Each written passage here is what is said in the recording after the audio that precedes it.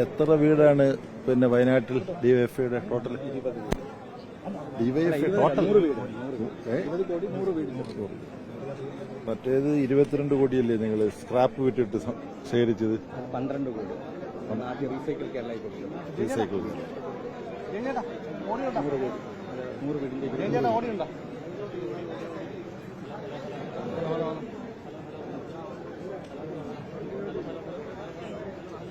Rolling അല്ലേ?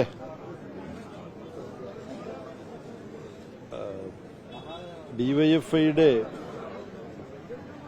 മനുഷ്യസ്നേഹത്തിൽ അധിഷ്ഠിതമായ പ്രവർത്തനം, ഹൃദയപൂർവം എന്നവർ നാമകരണം ചെയ്ത പ്രവർത്തനം, അതിന്റെ ഭാഗമായി ആശുപത്രികളിൽ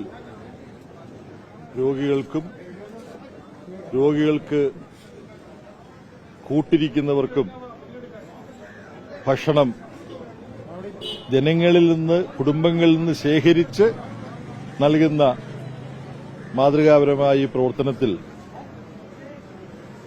ഇതാദ്യമായിട്ടല്ല ഞാൻ പങ്കുചേരുന്നത്.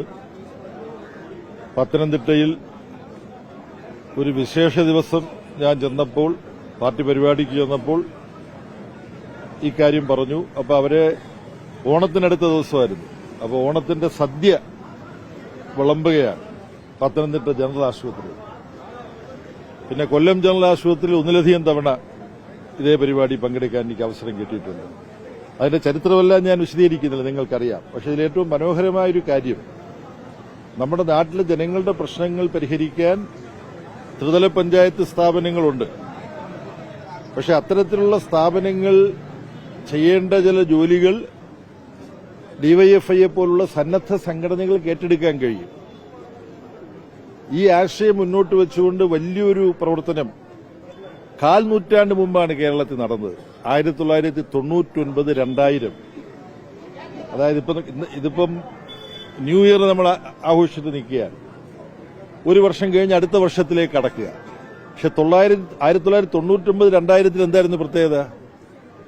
ഒരു പതിറ്റാണ്ടിൽ നിന്ന് വേറൊരു പതിറ്റാണ്ടിലേക്ക് മാറുന്നു, ഒരു നൂറ്റാണ്ടിൽ നിന്ന് വേറൊരു നൂറ്റാണ്ടിലേക്ക് മാറുന്നു, ഒരു സഹസ്രാബ്ദത്തിൽ നിന്ന് വേറൊരു സഹസ്രാബ്ദത്തിലേക്ക് മാറുന്നു. അങ്ങനെയുള്ളൊരു ഗംഭീരമായ നിമിഷമായിരുന്നു 1999 ഡിസംബർ 31 2000 ജനുവരി 1. അന്നാണ് മാനവീയം എന്ന് പറഞ്ഞൊരു പരിപാടി അന്നത്തെ നയനാർ ഗവൺമെന്റിന്റെ കാലത്ത് കേരളത്തിൽ നടന്നത്. നിങ്ങളിൽ പലരും അന്നുണ്ടായിട്ടുണ്ടാവില്ല, 25 വർഷം മുമ്പാണ്. അതിന്റെ ഭാഗമായി തിരുവനന്തപുരത്ത്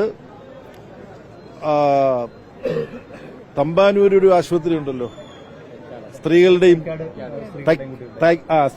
കുഞ്ഞുങ്ങളുടെ ആശുപത്രി. ഞാനത് ഓർക്കാൻ കാരണം, മാനവീയത്തിന്റെ ഭാഗമായി അവിടെ ഒരു കാത്തിരിപ്പ് കേന്ദ്രം നിർമ്മിച്ചു കൊടുത്തു ജനങ്ങൾ, സന്നദ്ധ പ്രവർത്തനം. നിങ്ങൾ മസ്കറ്റ് ഹോട്ടലിനോട് മതിലിനോട് ചേർന്ന് യൂണിവേഴ്സിറ്റി സ്റ്റുഡന്റ് സെന്ററിന്റെ എതിർവശത്ത് ഒരു ബസ് കാത്തിരിപ്പ് കേന്ദ്രമുണ്ട്, മാനവീയത്തിന്റെ സമയത്ത് നിർമ്മിച്ചതാണ്. ഇങ്ങനെ കേരളത്തിലുടനീളം പലതും നടന്നു. ഞാൻ ഈ പറഞ്ഞതിന്റെ കൂടുതൽ സമയം ഇനി ഇയാൾ എത്ര നേരം സംസാരിക്കുമെന്ന് നിങ്ങൾ ആലോചിച്ച് തുടങ്ങിയിട്ടുണ്ടെന്നുള്ളത് എനിക്കറിയാം. അധികം ഞാൻ പറയുന്നില്ല, ഞാൻ തന്നെ ആത്മനിയന്ത്രണം പാലിക്കുകയാണ്. അപ്പൊ നമ്മുടെ നാടിന് വേണ്ടി നല്ല കാര്യങ്ങൾ കോർപ്പറേഷനോ ഗവൺമെന്റോ ജില്ലാ പഞ്ചായത്തോ ഒക്കെ ചെയ്യുന്നത് പോലെ, കേന്ദ്ര സംസ്ഥാന ഗവൺമെന്റുകൾ ചെയ്യുന്നത് പോലെ സന്നദ്ധ സംഘടനകൾക്കും ചെയ്യാം. ഈ ആശയം പ്രബലമാണ്. ആ മേഖലയിൽ ഡിവൈഎഫ്ഐ കേരളത്തിലെ ഏറ്റവും മികച്ച മാതൃകാപരമായ പ്രവർത്തനം നടത്തുന്ന സംഘടന ഡിവൈഎഫ്ഐ ആണെന്നുള്ള കാര്യം സന്തോഷപൂർവ്വം ഞാനിവിടെ രേഖപ്പെടുത്തുകയാണ്.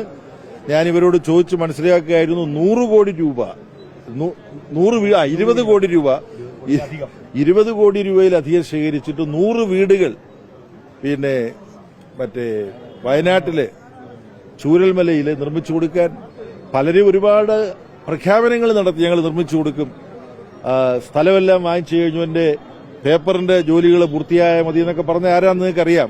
പക്ഷെ ഇത് ഇവർ ചെയ്യുകയാണ്. സ്ക്രാപ്പ്, ആളുകൾ വേണ്ടാതെ ഉപേക്ഷിക്കുന്ന പാഴ്വസ്തുക്കൾ ശേഖരിച്ച് 10 കോടിയിലധികം രൂപ ഇവര് ഗവൺമെന്റിനെ ഏൽപ്പിച്ചു. അപ്പം ആ പാതയിലെ ഏറ്റവും ശ്ലാഘനീയമായ പ്രവർത്തനമാണ് ഡിവൈഎഫ്ഐ നടത്തുന്നത്.